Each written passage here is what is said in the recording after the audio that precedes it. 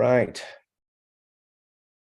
And just like that, we're live on the internet. Welcome to paraglidingtalk.com. Glad you're here. We got a great show lined up. We got no special guest tonight. That means you're the special guest.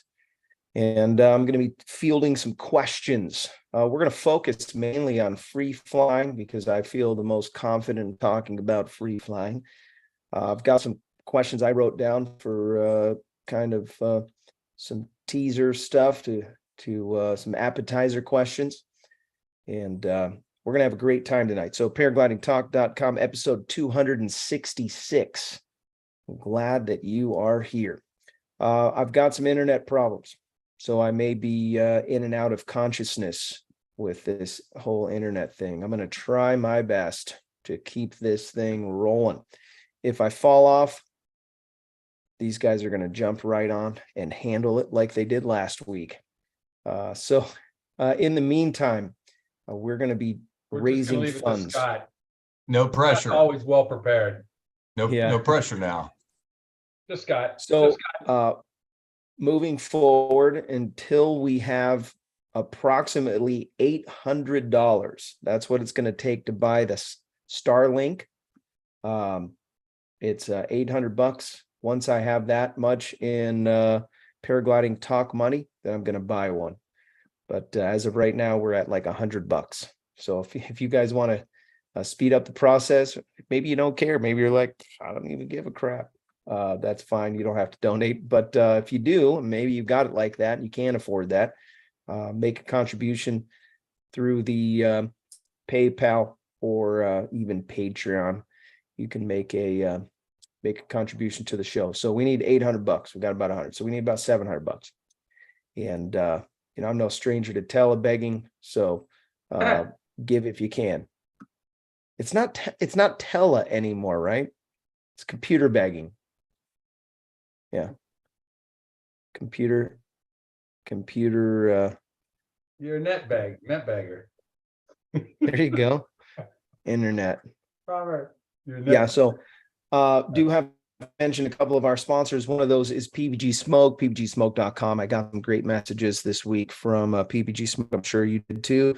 If you haven't, go to the website. You can throw your email in there and he'll send you updates on what's happening, new things that he's creating, stuff that he's engineering, some really cool stuff going on in the secret I can't talk about. But the headsets are coming out quick. They're busting out about 150. I think he said it was 150 a day. Yeah. Unity headset. So go check out his website. He's got all kinds of cool stuff. You want a chase cam that's a reasonably priced, that's where you're going to find one. I use one every once in a while.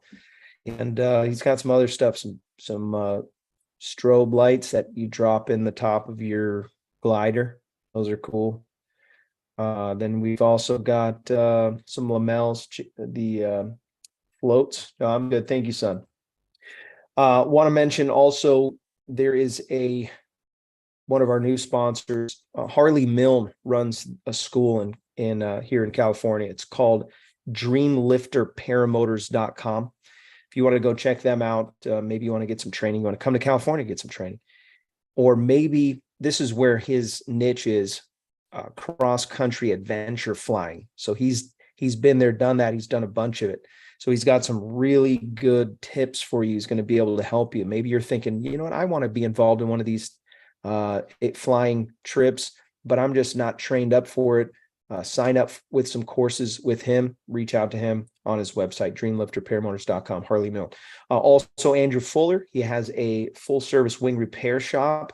If you want to get something repaired, or maybe you want to get your line set changed out, or your trim checked, or porosity checked, or your reserve repacked, or you want to, I don't know.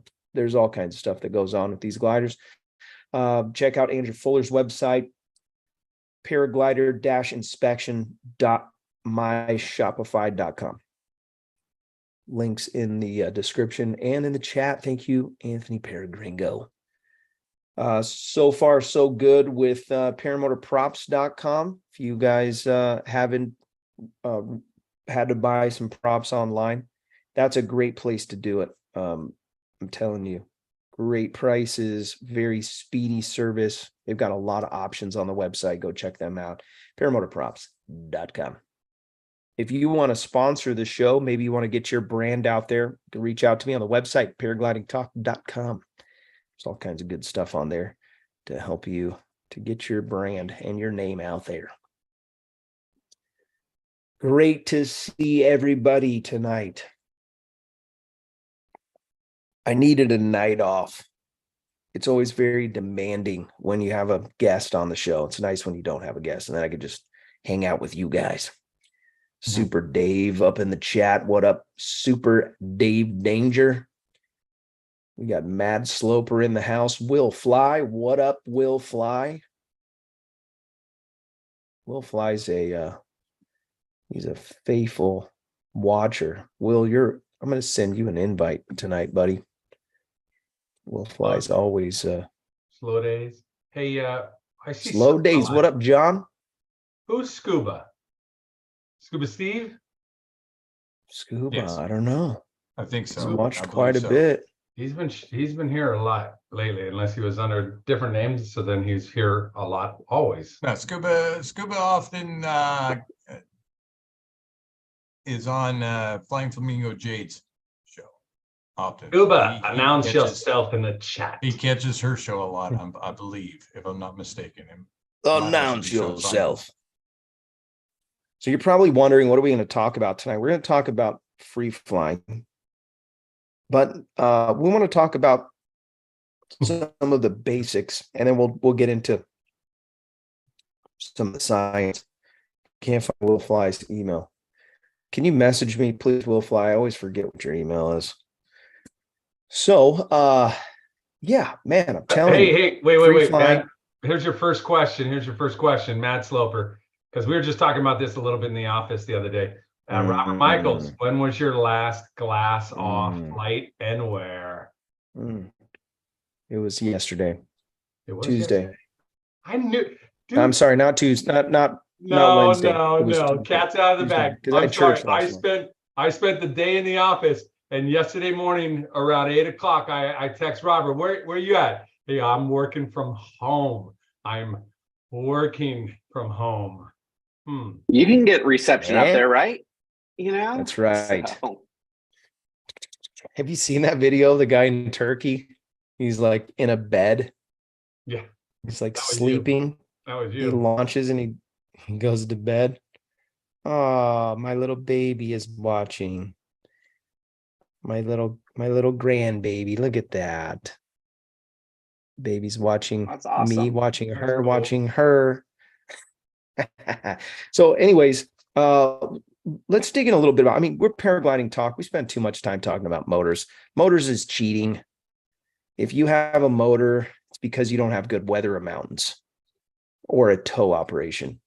Well, Gosh, wouldn't that be fun to have a tow machine? I got to figure out how to make that happen here. I think I can do some big XCs right out of my backyard. I got to make that happen. I did forget to mention American Allied Drains and Plumbing. American Allied Drains and Plumbing is your local plumbing company. They sponsor the show. They're a great company, by the way. They came for us. We had to move into a new suite. I think I mentioned to you guys back in April, our business burned to the ground. Some accident happened. Popcorn people next door had a fire. Anyways, American Allied Drains and Plumbing handled some stuff for us, and they're going to be doing some work for us. But you want to reach out to them. If you mention Paragliding Talk, get a 10% discount. Yeah. And I think it's important to say it like this: paraglidingtalk.com. Their phone number is 844-777-9055. American Allied Drains and Plumbing. Oh, they have a website too. Gringo, thank you. It's AmericanAlliedDP.com. Very nice. Didn't know that until right now. Yeah. So the first I want to talk about is what's a good wing for beginners in free flight. And I'm open to if you're in the chat, maybe you got a wing that you're partial to. I personally think that the Ozone line, you can't go wrong with Ozone stuff. that's just my personal belief. There's people that sell all different types. You talk to different guys, they have different ideas, but I really believe that Ozone is kind of they've cornered the market on excellence. They have gobbled up all the best designers. Some of the greatest minds are involved in Ozone stuff. So I prefer an Ozone. Obviously, one of the most important things that you can do is talk to your instructor about what glider you should be getting. Bunch of different reasons, bunch of different things that go on when you're choosing your wing. If you are just going to haphazardly go after a wing that you feel like you're going to fit into the weight range, you need to be very careful. I made a huge mistake in my beginning days, and it had actually made a viral video on YouTube, and it's scared the life out of me. I was on a too hot of a wing too early, and I didn't listen to a few people. Not everyone was saying that it was a bad idea, but there was a handful of people that warned me, and I didn't really pay much attention to them, and I went out and I found out.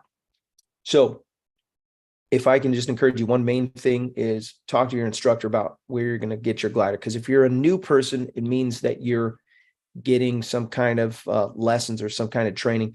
At the very minimum, you need to talk to the homies that have been flying for a few years. And I'm not talking about the guy that taught himself that lives down the street that just so happens to have a hill that you can go launch off of. I'm talking about somebody who has years of experience and somebody who actually has your best interest in mind. There are people out there that are literally will push just to get you to fly with them, and they're going to try to drag you into their skill set when you're not ready. I did that to Gringo once. We brought him out to Blossom. I was looking for somebody to fly with. I'm like, come on, Gringo, you'll be fine. Sent him off the hill. He barely made it. Points, you know, I lost a friend after that. He never went flying with me again. But there is something to be said about that. Be careful who you're getting your counsel from. Really, this is not a forgiving sport. I mean, you can crash a mountain bike, break an arm, break a leg, you might get away with it. You never know what you're going to get with paragliding. You might go meet Jesus. So it's very important that you're considering your stuff. Okay, so let's talk about wings. One of the most popular wings that I hear, there's two of them. One is called the Buzz.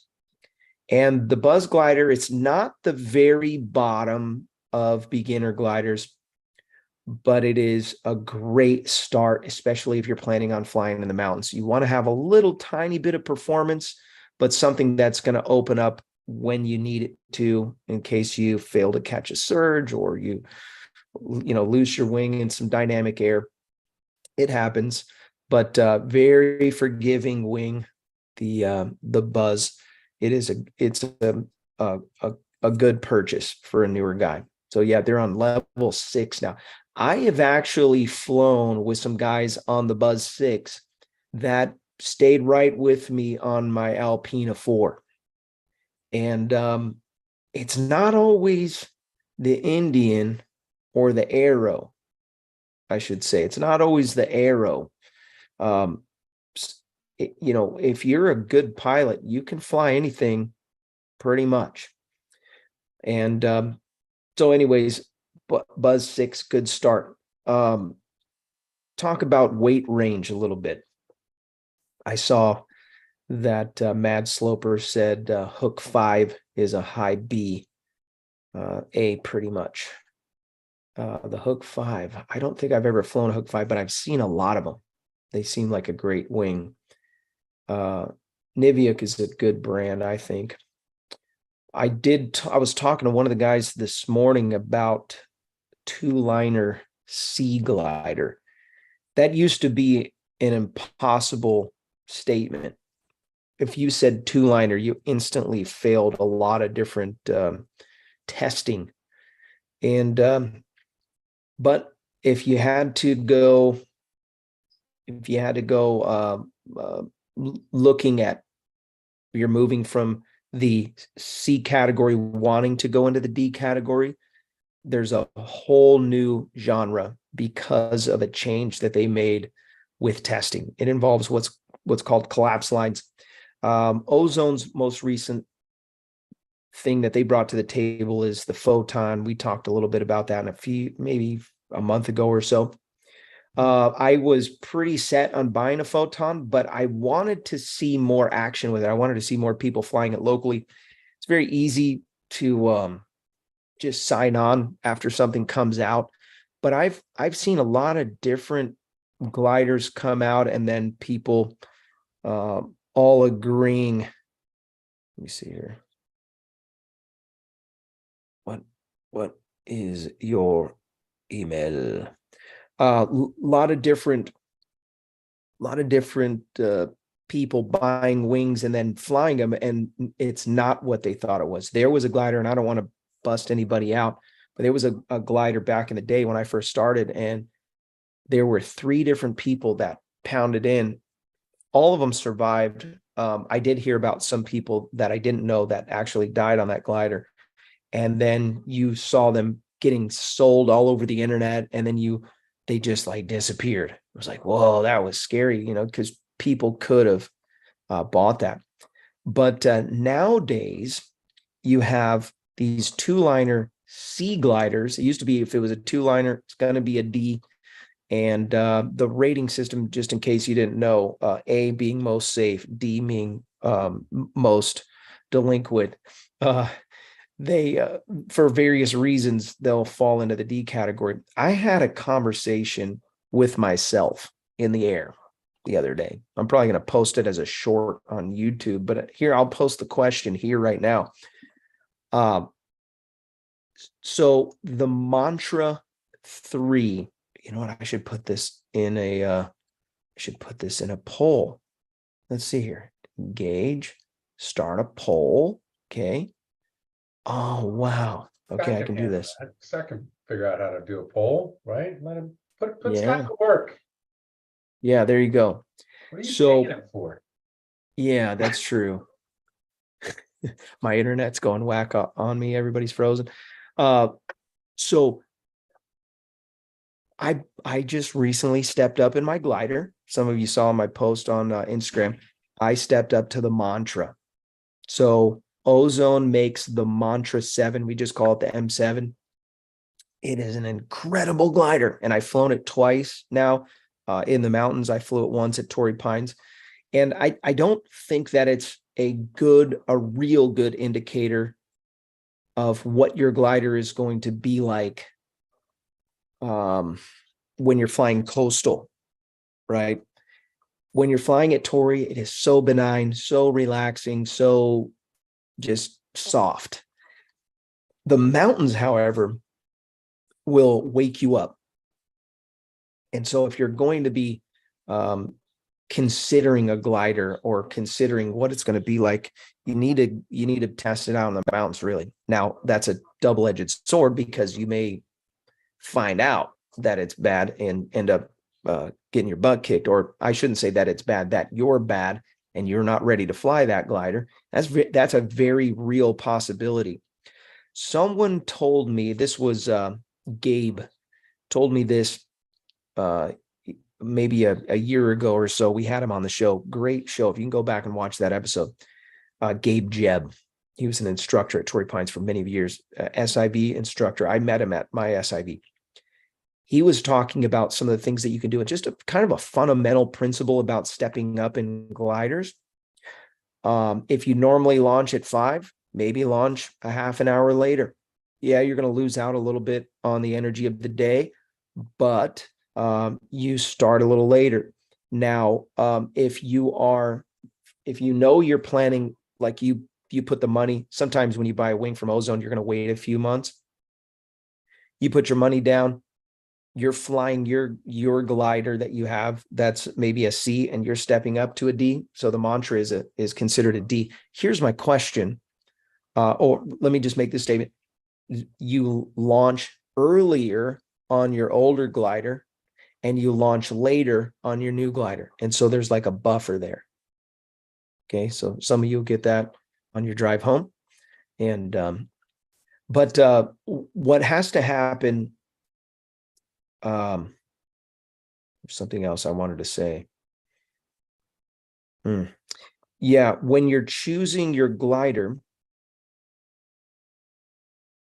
maybe that time frame, that 30 days or whatever, it's a great idea to really consider timing, what time to launch. We say at Blossom, don't launch before 5 and you'll be good during the summer. Obviously consult with the locals, because I was there yesterday and Monday, or I'm sorry, Tuesday and Monday. And both days we didn't launch until like 5:30 or 6, because there were these gusts that were coming up. It was actually pretty strong. And I'm on this new glider. I'm thinking I need to chill. And so we just waited until it felt like it was mellow, and then we sent it. Is asking a question. What's the general consensus on the BGD wings? They're incredible. You won't be disappointed. I've heard great things. I have not flown more than one. I think I flew one at it was a paramotor wing at I have two of them. fly-in. I have Yeah, two of them. there I you fly go. a Luna 2 and I fly BGD Magic. And the Magic is or free flight and or with a motor. It's a Magic, they call it the Magic motor for a reason. Good wings, very safe. Mad Sloper. He said, I let the guys with 10 to 20 years experience launch first. And if they're getting their butts kicked, see if they're getting their butts kicked. That's smart. Yep. They used to call you a wind dummy, but now they call you a air technician or a wind tech. Yeah. So I'll go and test it out every once in a while. Yeah. So D-wing, stepping up to the D. Now, here's my question.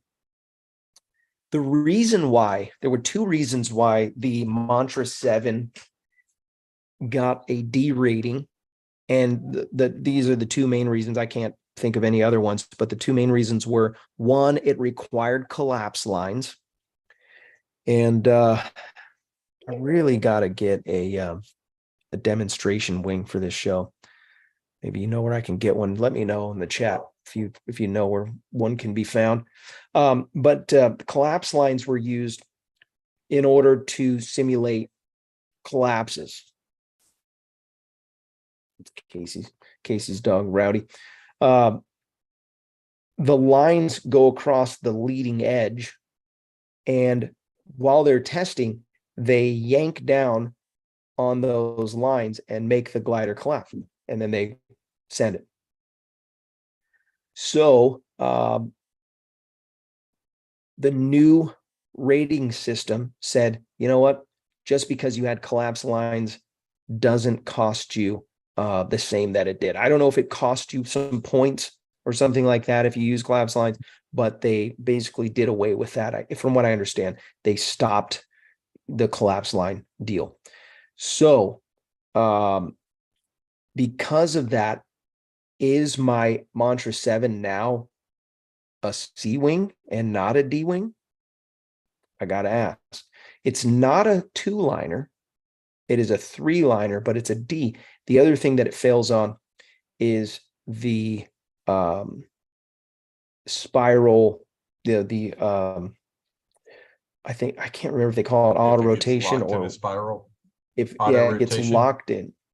Yeah, I don't know if it's auto rotation. I've heard people say auto rotation. It makes sense. I think that's what it is. Yeah, it's where a glider can get locked in a spiral. And yeah, the BGD Magic motor is a wing that is known to never be able to be locked in a spiral. As a matter of fact, it's a selling point of that wing in particular. So that makes sense. Sometimes that can be very important.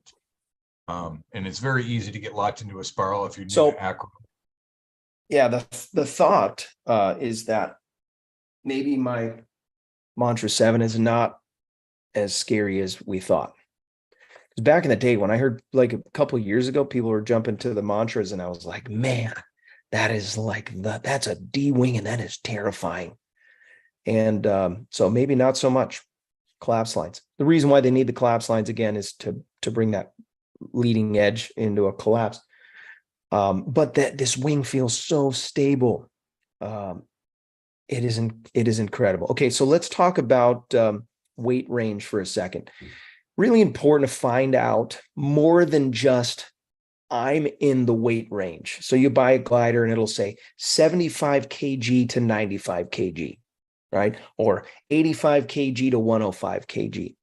And they tell you that's where they want you to be. But when you do your homework, you'll find out that gliders, certain gliders, will want you to be light on that spectrum, or they want you to be heavy, or what we use the term is all up. So what is your kg weight all up? So they'll ask that question. You'll be talking about, okay, what are you flying at? And I say, I'm flying at the top of my glider. I fly at 95. When I was flying my Alpina, flying right at 95. Same thing with the Mantra.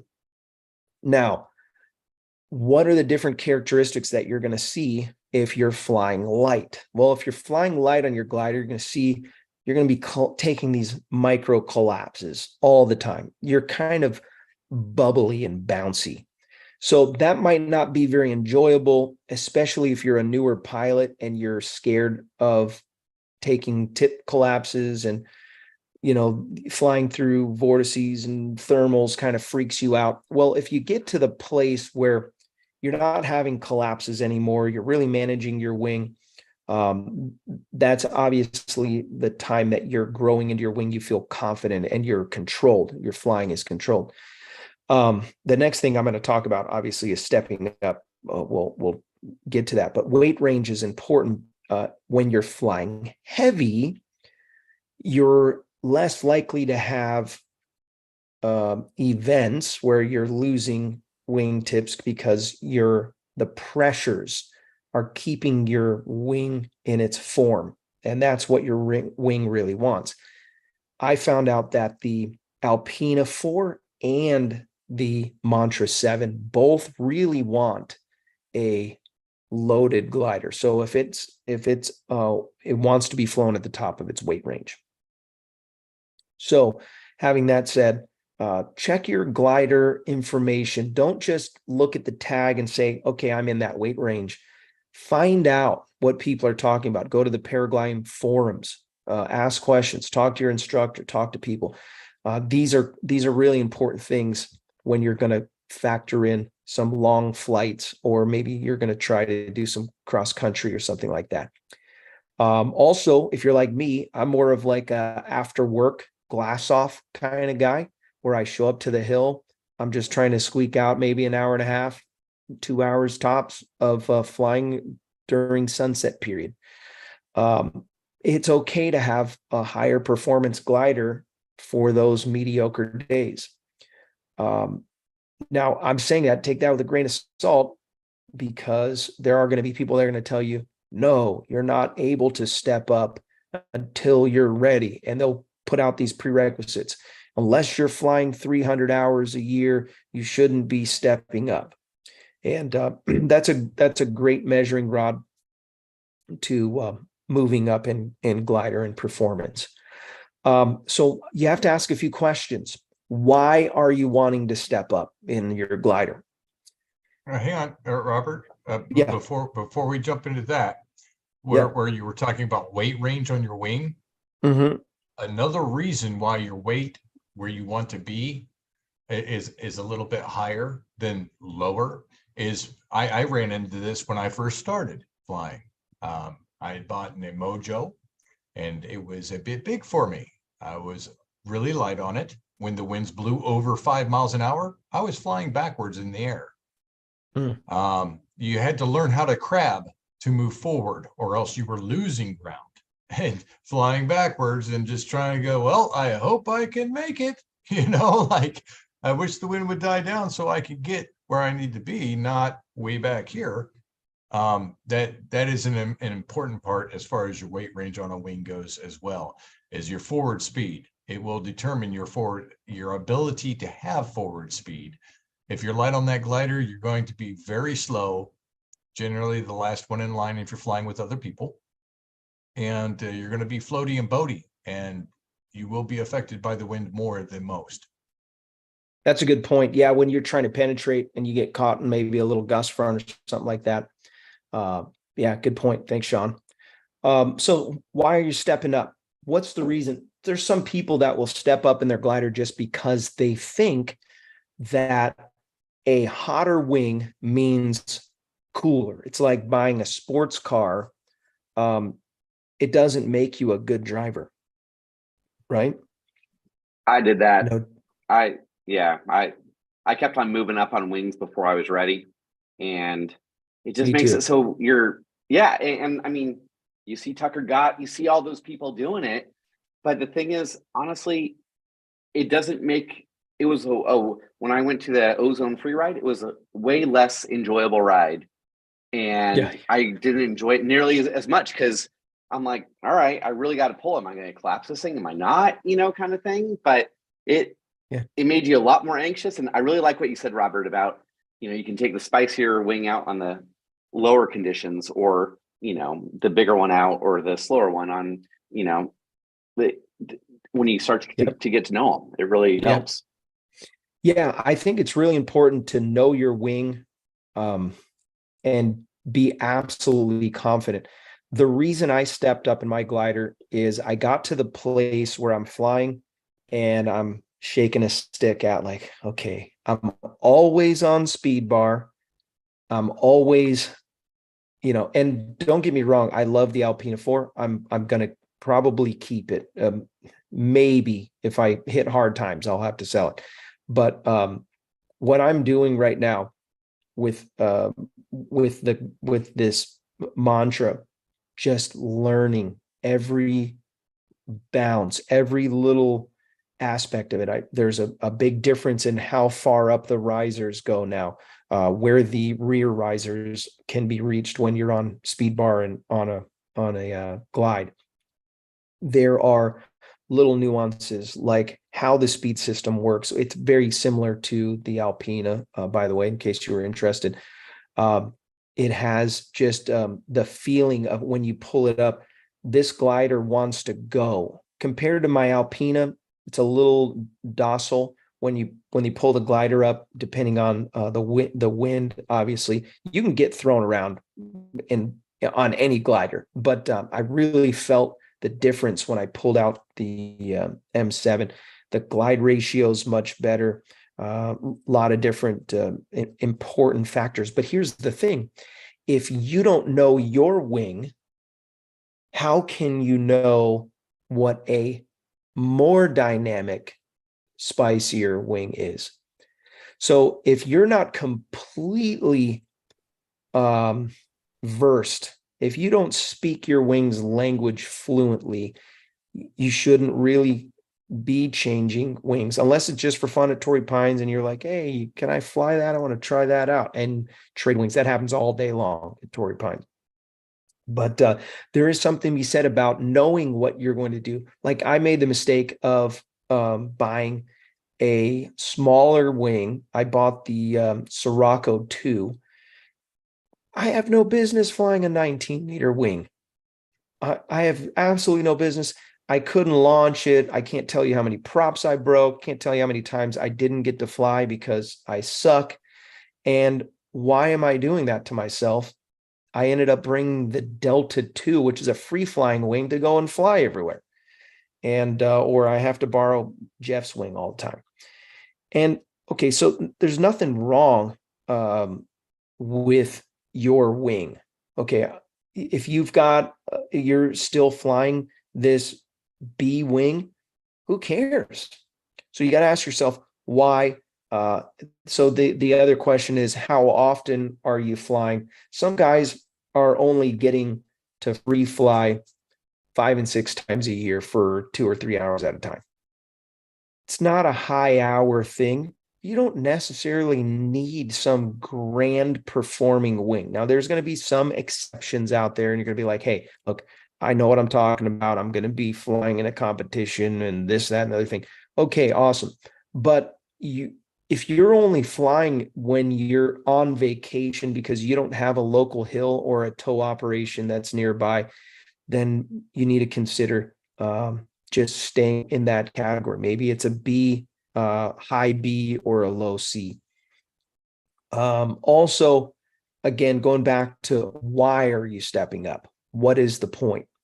Is it to impress people? Because nobody's impressed when somebody is underqualified flying a high performance wing. No one. I never met someone that was like, wow, man, that guy, he is super cool, man. Look at, he bought that wing. Not ready for it. As a matter of fact, it's the very opposite. You pull up your wing because you don't know how to ground handle very good. And especially because it's a new, spicier wing. You pull that bad boy up, you get dragged around, you embarrass yourself, and people go, that guy's not qualified.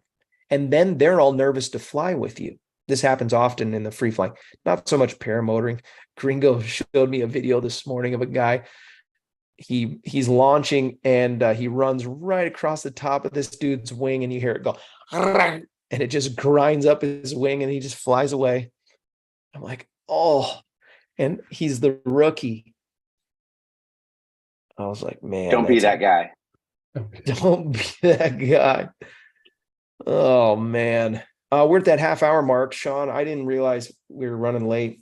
Nebraska PPG, Josh Bowden, he runs a school in Nebraska. If you're interested in getting some top-notch training, sign up with his team today. There's a link in the description. Get a hold of him. So Josh Bowden has been doing this for a while, got a great track record, and really knows what he's talking about when you get into the nitty-gritty. He's done his homework time and time again. I've called him for just tips and resources and different things. And so if you want to get some good training, Nebraska PPG. Right. Yep. Go ahead and let that rip. There you go.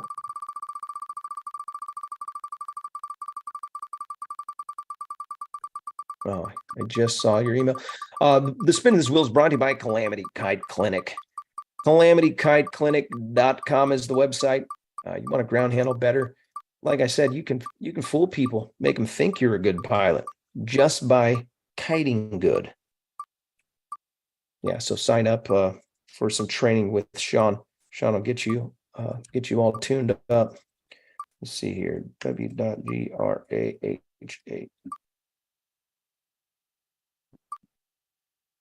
I don't know why it didn't populate. There it goes. Boom. Just sent your invite, Will Fly.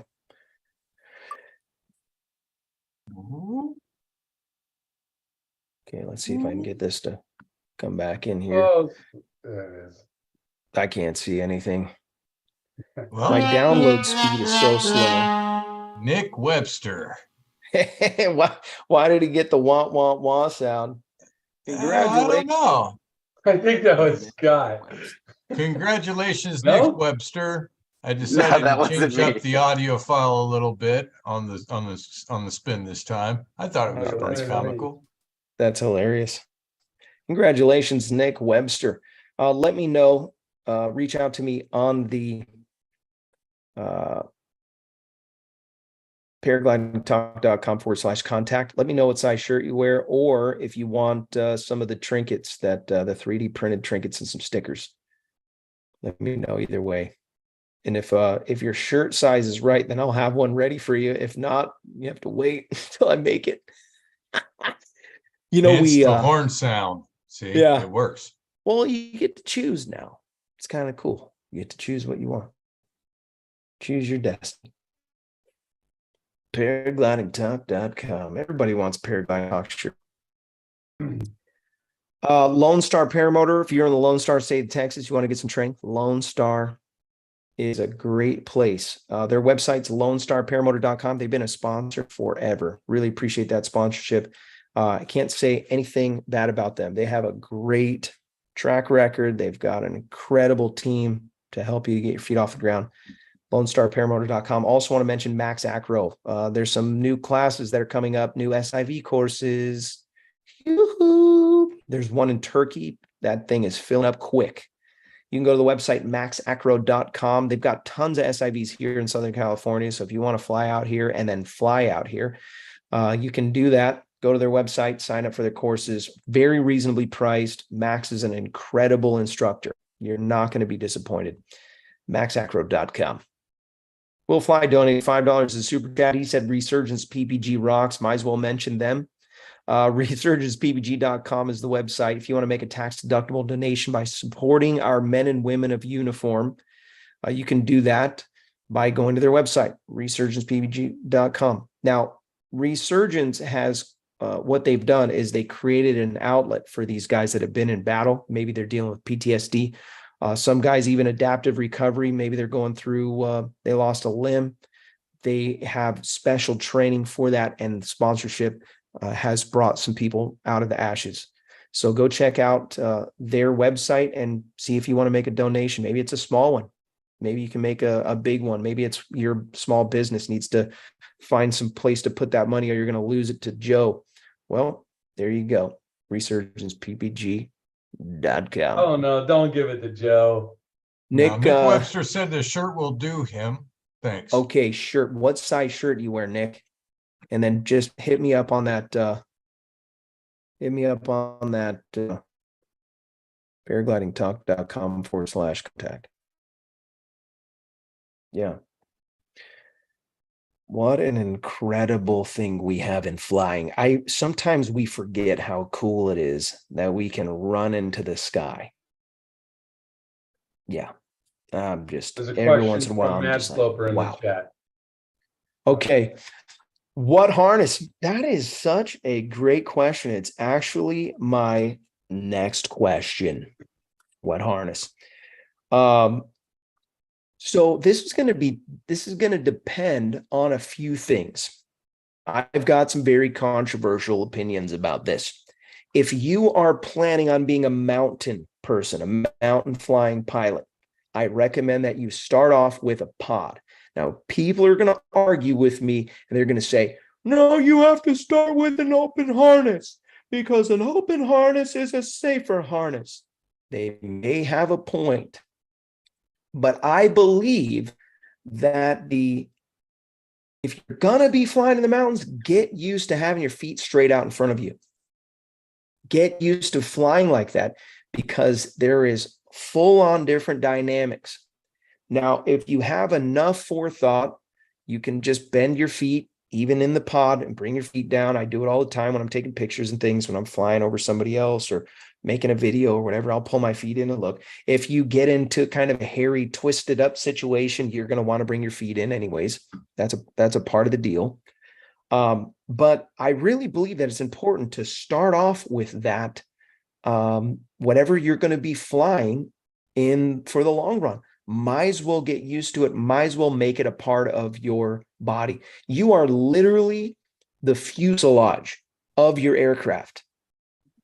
Might as well get comfortable in what you're going to be flying. So if that is what you're going to be doing, then that's where it's at. Okay. Pod harnesses, you're going to have some different options. So you may go heavy. You may go light. Welcome, Will Fly. Thank you for joining us tonight. Appreciate you. So when you get down to business, the pod harness is going to be your mountain choice. If you're going to be going for acro, or you're just going to be playing around, kicking the sand all the time, playing ridge soaring, whatever, maybe you need an open harness. But let me say this also, there's no wrong answer.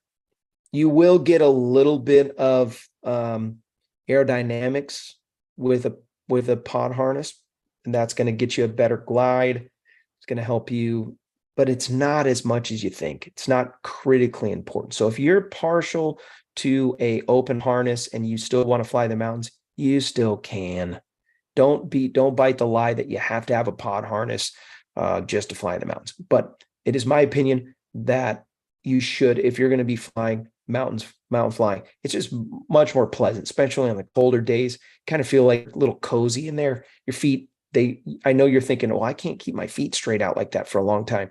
Like resting in a hammock. Yeah, you're fine. It actually feels really natural. It's great. You ever sit up in a hammock, where you got your back a little bit closer to the tree and your legs are straight. It's kind of hugging you. That's kind of what it's like, Yeah. right? Yeah. It is great. I have to say it's important to consider your tendencies. So if you're going to be butt landing often, you're not going to want to buy the lightweight stuff because you're going to tear it up quickly. I'll tell you what, I bought my harness from Phil Russman, and Phil Russman had a great idea. He purchased some Kevlar, and it's like just a sheet of Kevlar that you can buy off of Amazon or something. It's sticky back, and he just literally figured out what size the bottom of the Woody Valley harness was, and then he just cut that perfectly out, and then he could butt land as much as he wanted. And you can't tear through that. That Kevlar lasts a long time. Still on there. Bottom of my harness is still really good. So basically you're saying he's got a bulletproof butt. Yeah. And I think it might even help for hard butt landings or whatever. Maybe. I don't know.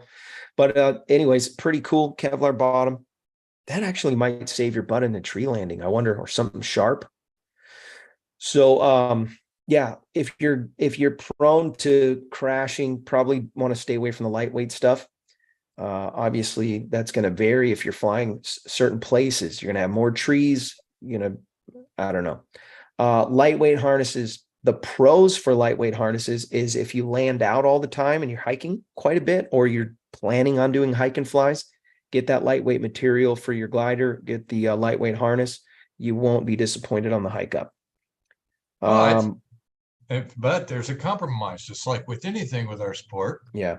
If you go lighter, it's not probably going to be the most comfortable thing on the planet.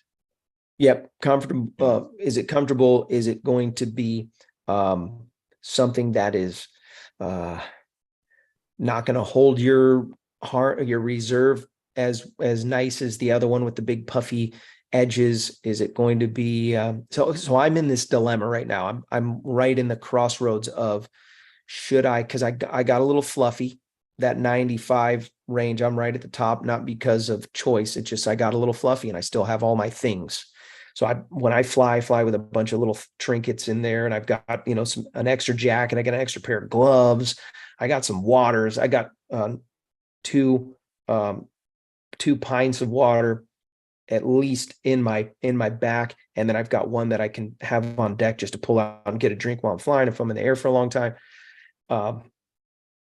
So I've got all this extra weight, but I'm thinking like, okay, I need to trim about 5 pounds right now.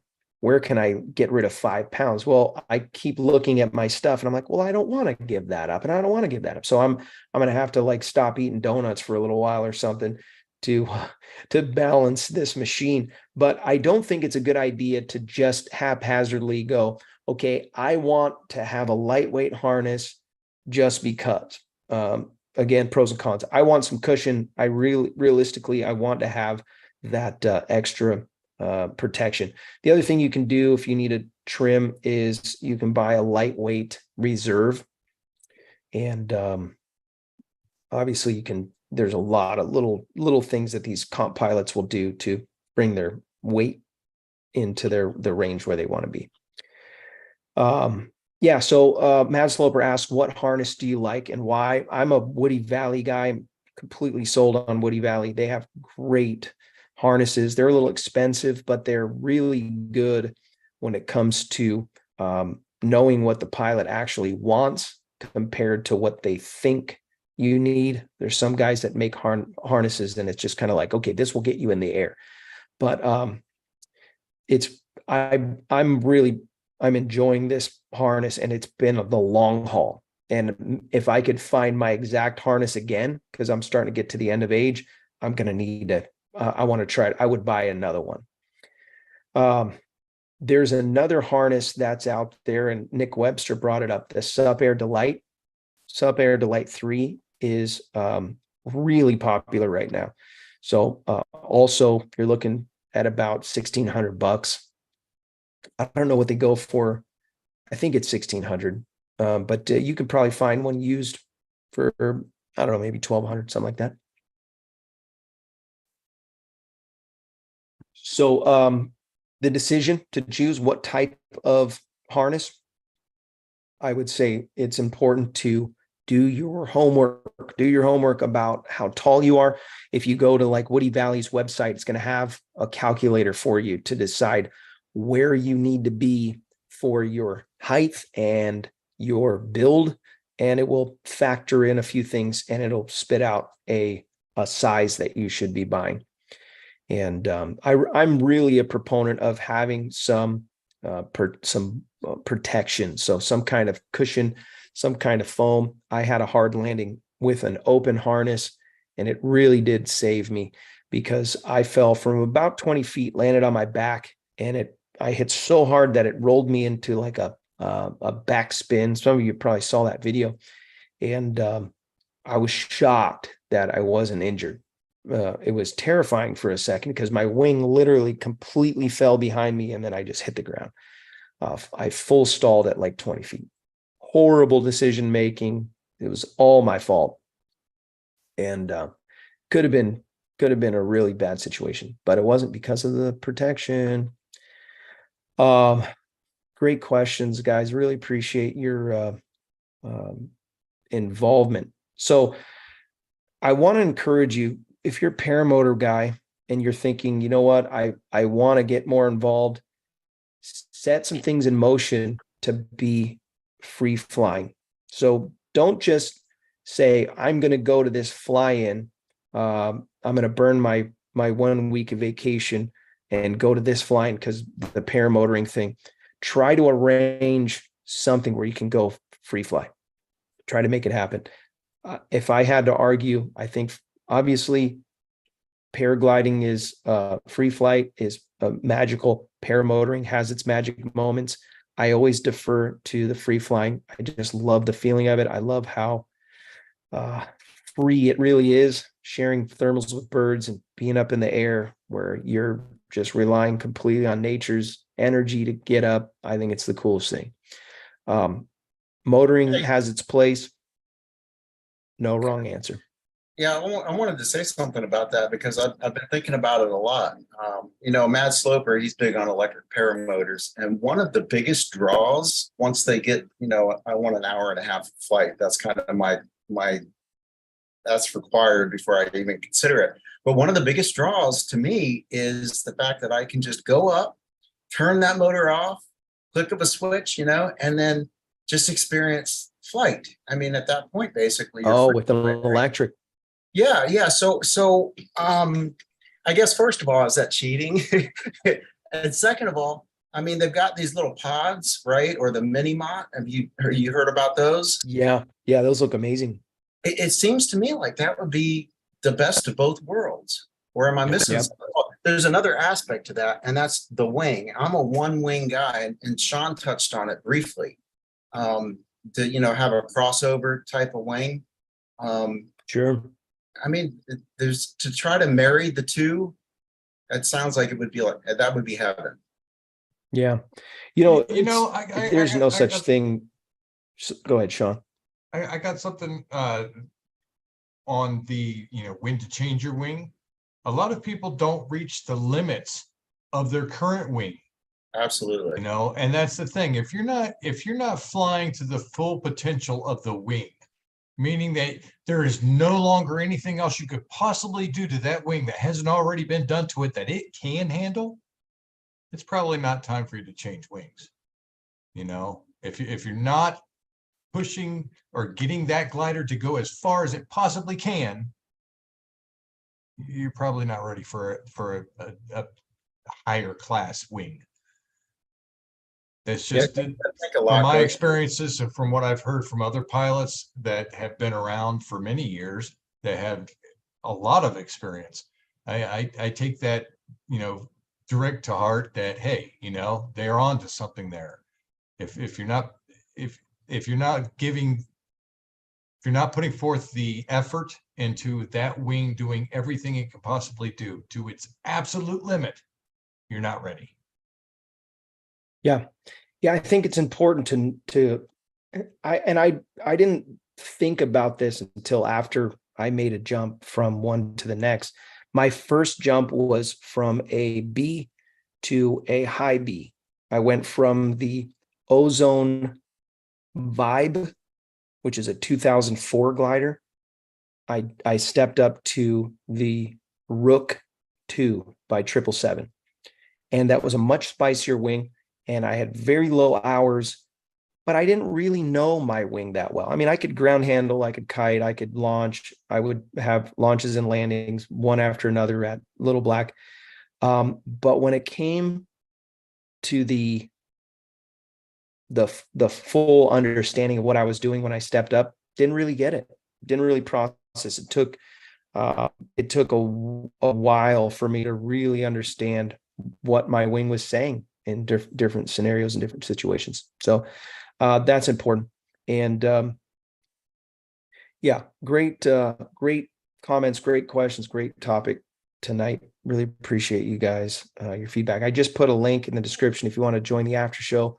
We're gonna chime off here in just a second, unless you have any more questions. We have about 4 minutes left. Total new question, because I don't. Oh, sorry, Sean.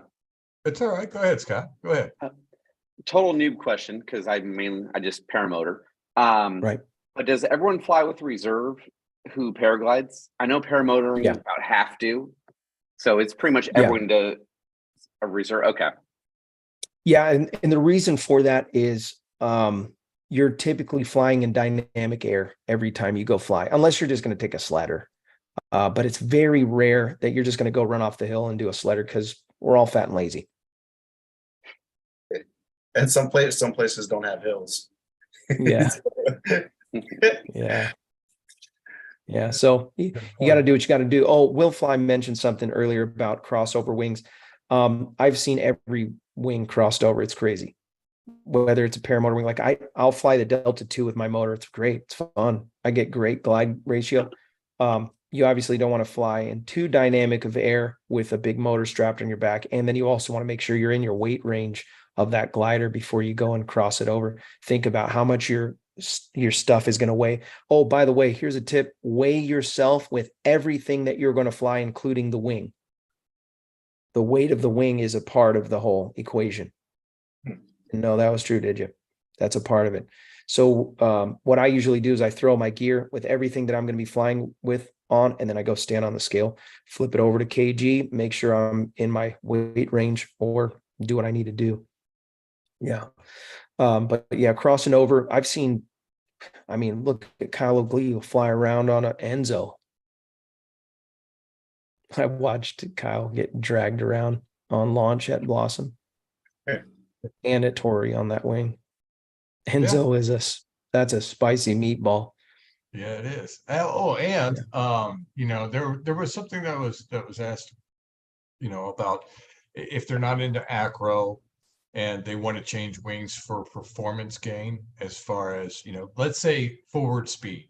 Now, I changed up wings just because of forward speed. It felt like I was paraboating. I was just sitting in the air, just floating along. My foot would be in the same spot and I'm never moving forward.